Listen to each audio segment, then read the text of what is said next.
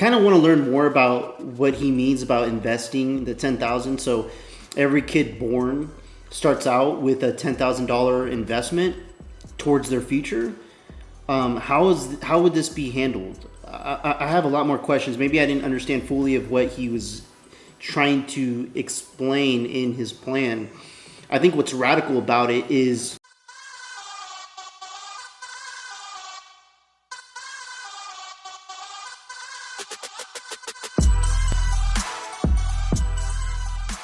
all right, so this is gonna highlight Vivek's $10,000 solution, his radical plan to end America's debt crisis. I know he's not running for president, but I'm pretty sure he may be running for president in the future, hopefully, because I really wanted him to be the president over Donald Trump, just because of all of his ideas and plans that he wanted to take place for this country. Let's see what his solution about this $10,000 thing, and let's check it out. It's that time of year again. There's a ritual in Washington, D.C. of creating a big brouhaha around the discussions around federal spending, how big the government is, how big the national debt is, and the interest payments on the national debt, only to do nothing about it. We've seen it every year. It's almost comical if it weren't about such a serious subject. Now, make no mistake, I come down on the small government side of this question, but the political reality is pretty clear that neither major political party really wants to take aim at the drivers of that federal spending, at the drivers of that national debt crisis. 36 trillion today, on track to be 60 trillion in 10 years, in 2035. And that's assuming no growth in the rate of federal spending. So I think we've got to find a different way of actually looking at real solutions to this problem. Outside of the usual tug of war, even fake tug of war about whether to reduce spending or not. Let's think about this a little differently. Think about a kid born, let's just say in 2026, next year, when we celebrate our 250th anniversary of the U.S. Declaration of Independence. A kid born in the United States of America in 2026 will grow up into a country where he will never be able to collect Social Security or Medicare or Medicaid because of the fiscal calamity that we're in. It's not a political debate, just a mathematical reality, which means we ought to ask the question as leaders, not just at the federal level, but even at the state level. We got to ask the question of how do we ensure that generation of Americans is so financially successful, so wealthy, that they will never need to depend on the federal entitlement state? You see, I think that's our way out, not getting into a fraught discussion about how to cut entitlement payments to people who are already expecting to receive them, people who have paid into the system versus not. In some ways, it's a wrong debate. The question is just starting from a clean slate. Every person today is unaffected by what I'm going to talk about. But starting next year, the kid who's born next year, how do we ensure that that generation is going to be a generation of millionaires in the United States of America? So wealthy and so successful that they won't even need access to that federal entitlement state of yesterday. That's where we need to go. And the way to get there, and I'm going to be talking a lot more about this year, but the way to get there is by leveraging what Albert Einstein called the most powerful force in the universe. That's compound interest. I'll just walk you through a basic math exercise. Suppose a kid, when he's born, has a $10,000 investment account. And suppose it's invested in assets that compound over the long run at a rate of 15% a year. Ambitious, but not impossible to achieve, far from it. Many people who are wealthy and successful have generally achieved far more than that. Let's say you're just investing in assets for a 15% annualized rate of return. What's the math on that? That $10,000 would be the equivalent of, it would be, in actuality, it would be $160,000+ at the age of 20. It would be $660,000 at the age of 30.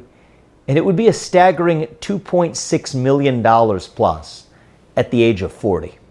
That's a generation of multimillionaires at the age of 40, just starting with a $10,000 investment account that, frankly, the initial principal could flow straight back to where it came from some point along the way. How much would that cost just to kickstart and get started?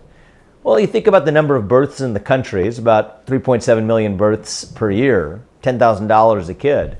That'd be $37 billion a year. It's a lot of money, no doubt, but tiny compared to the amount we spend on just Social Security, Medicare, and Medicaid. That's $3 trillion just last year. $3 trillion versus $37 billion.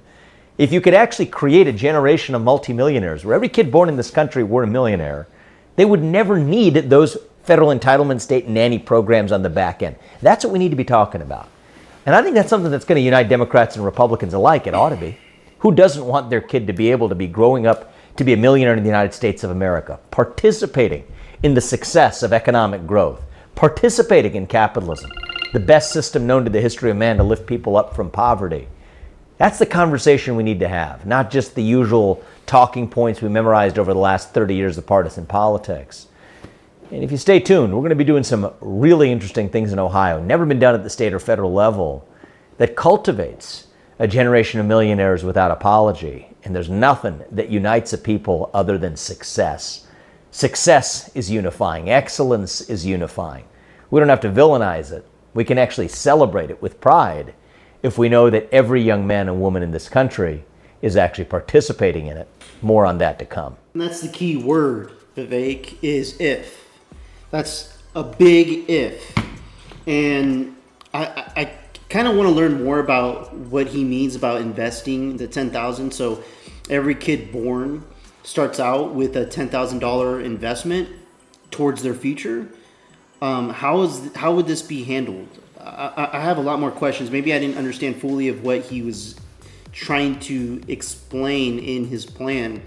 I think what's radical about it is him saying, trying to get rid of Social Security, Medicaid, all these things, start off with I feel like this would be radical because of the conversion of it from a generation to another generation.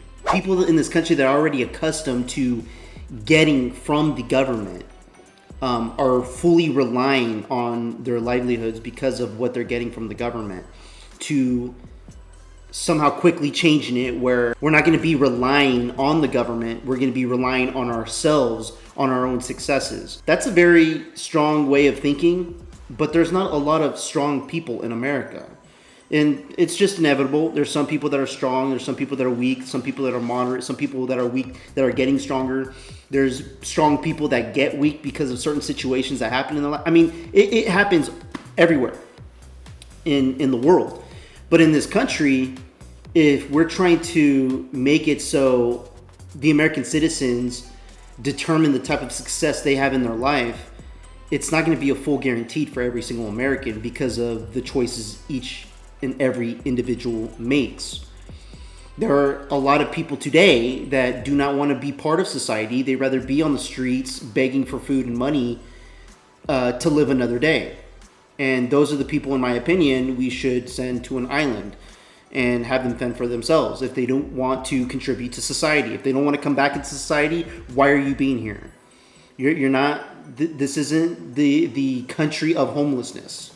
This is not what we're trying to show the world. Hey, we're here to welcome everybody that wants to come here and reap the benefits of hardworking people, and you can choose to not do anything and be on the corner begging for food and money and because of the choices you made. This is a huge radical plan. You know, even if this were to happen, there would still be homelessness, and in my opinion, there might be even more homelessness. I don't know. I think it would be the motivation. There would have to be something extra.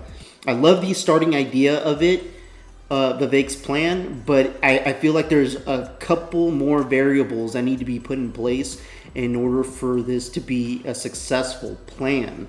Let me know what you guys think about it in the comments below. Like and subscribe. I would appreciate it. Till next time, peace out, everybody.